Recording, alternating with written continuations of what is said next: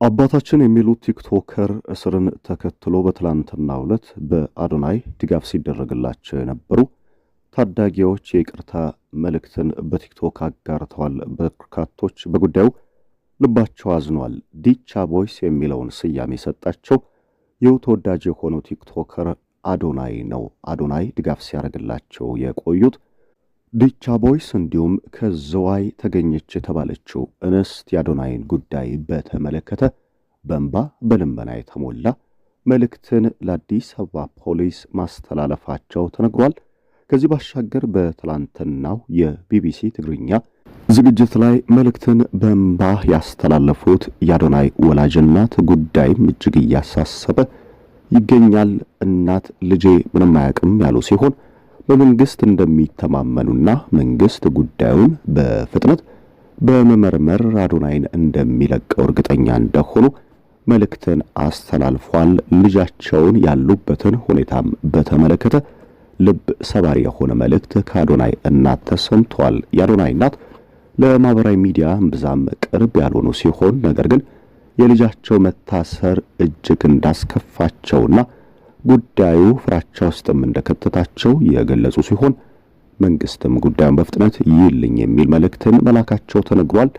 ይሁን እንጂ አሁንም እየተባባሰ ጉዳዩ መምጣቱን የሚያሳይ ነገር በትላንትናው ዕለት ተፈጽሟል። የአዶናይ ካሜራማን የነበረው ግለሰብም ቁጥጥር ስር መዋሉ እየተነገረ ይገኛል። ከአዶናይ ባሻገር ሌሎች ቲክቶከሮችም በማህበራዊ ሚዲያዎች ላይ ባስተላለፏቸው መልእክቶች በትላንትናው ዕለት መታሰራቸውም በማህበራዊ ሚዲያ ላይ በስፋት መረጃዎች እየወጡ ይገኛል።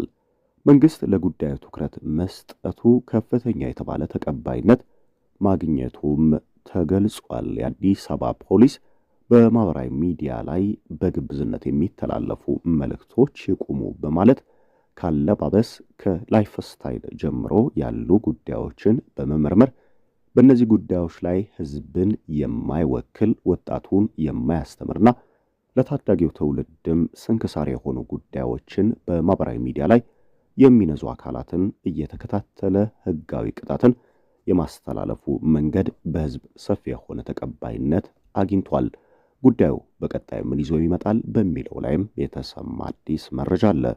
ሰላም ጤና ይስጥልን። የተከበራችሁ የኢትዮ መዝናኛ አድማጭ ተመልካቾቻችን በያላችሁበት የዓለም ክፍል አክብሮታዊ ሰላምታችን ይድረሳችሁ። እንደተለመደው በአዲስ መረጃ ወደ እናንተ መጥተናል። እስከ መረጃዎቻችን ፍጻሜ ቆይታችሁ ከኢትዮ መዝናኛ ጋር ዘና የሚያደርግ እንዲሆን ተመኘን። ቀጥታ ወደ መረጃው የምናልፍ ይሆናል። የዘንድሮ ዓመት የቲክቶክ ክሬቲቭ አዋርድን በአራት ዋንጫና በመኪና አሸናፊነት የቋጨው አዶናይ በመጨረሻ ግን እጅግ ያልተጠበቀ ጉዳይ ገጥሞታል። በማህበራዊ ሚዲያ ላይ ቀደም ሲል እጅግ አነጋጋሪና አወዛጋቢ የሆነው ግለሰብ ከካናዳ እስከ ኢትዮጵያ የዘለቀው ታላቅ የሆነ ተጽዕኖ ፈጣሪነቱ በመጨረሻ ጠልፎ ጥሎታል የሚሉ መልእክቶች በስፋት እየተላለፉ ይገኛል። አዶናይ አሁን ላይ በኢትዮጵያውያን ዘንድ ከፍተኛ ተቀባይነትን ማግኘቱ አያጠራጥርም። ነገር ግን ቀደም ሲል በነበሩ አካሄዳቹ የተነሳ ከፍተኛ የሆነ ወቀሳ፣ ትችት ከዚህ ቀደም ሲደርስበት እንደነበረ የማይዘነጋ ነው።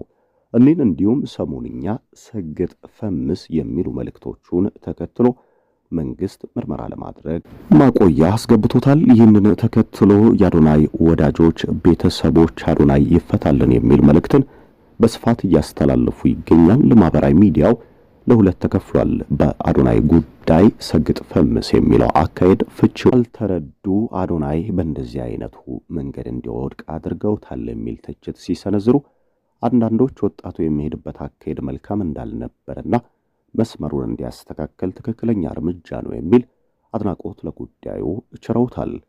ይህንን ተከትሎ በአዶናይ መታሰር ገፈት ቀማሽ መሆናቸው የሚነገርላቸው ዲቻ ቦይስ እንዲሁም ደግሞ የዘዋይዋ ቀንቃኝ በትላንትናው ዕለት የአዶናይን ጉዳይ በተመለከተ መንግስት በፍጥነት መላ እንዲያበጅለት፣ ያ የማይሆን ከሆነ አባታችን የሚሉት ሰው ለነሱ ህይወት መቃናት ሲለፋ እንደቆየና ያለሱ ህይወትን መግፋት እንደማይችሉ መግለጻቸው ተነግሯል።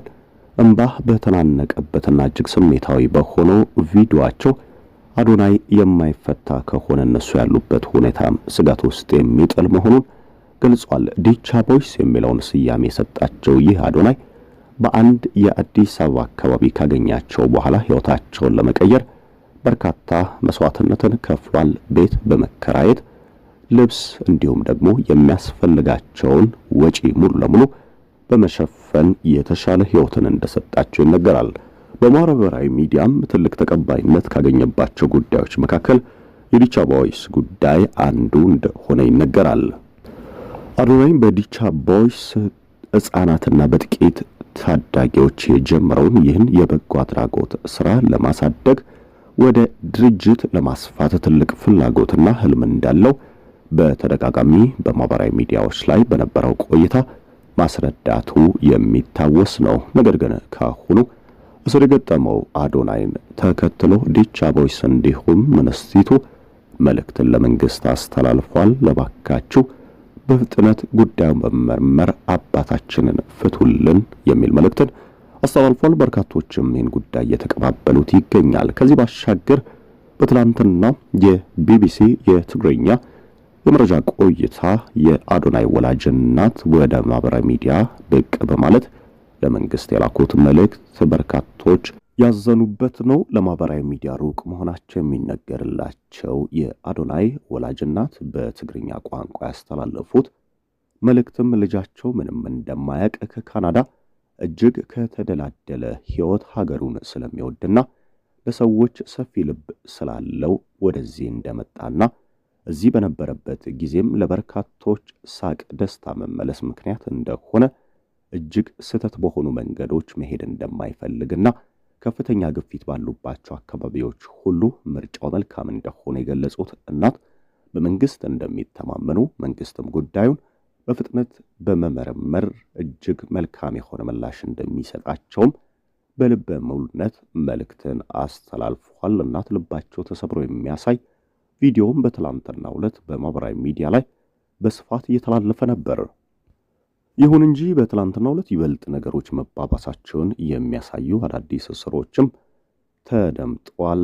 የአዶናይ ካሜራማን የነበረው ግለሰብ መታሰሩ የተገለጸ ሲሆን ከዚህ ውጪም ያሉ በማህበራዊ ሚዲያ በላይቭ በተለያዩ ቪዲዮዎች ህብረተሰብን የማይወክል ለታዳጊዎች መልካም ያልሆነ እጅግ ጸያፍ የሆነ መልእክትን ሲያስተላልፉ የቆዩ ዕውቅ ቲክቶከሮች የመታሰራቸው ጉዳይ በርካቶችን ያስደሰተ ነው። ነገሩ ይበል የሚያሰኝ ነው የሚል መልእክትም በስፋት እየተላለፈ ይገኛል። መንግስት በቲክቶክ ገጽ ላይ አዋጆችን ሊያወጣ እንደሚገባና ሁሉም ቲክቶከር ለሚሰራው እያንዳንዱ ቪዲዮ ኃላፊነት ሊወስድ እንደሚገባ መንግስት ከወዲሁ አስረግጦ መሄድ አለበት የሚሉ መልእክቶችም ታይቷል። ከሰሞኑ የአዲስ አበባ ፖሊስ ለጉዳዩ የሰጠው ትኩረትም በህብረተሰቡ ዘንድ ከፍተኛ የሆነ ተቀባይነት ማግኘቱ በስፋት እየተነገረም ይገኛል። መረጃውን እኛም በዚህ መልኩ ለእናንተ አደረስን። ኢትዮ መዝናኛዎች ነበርን። ከልብ እናመሰግናለን።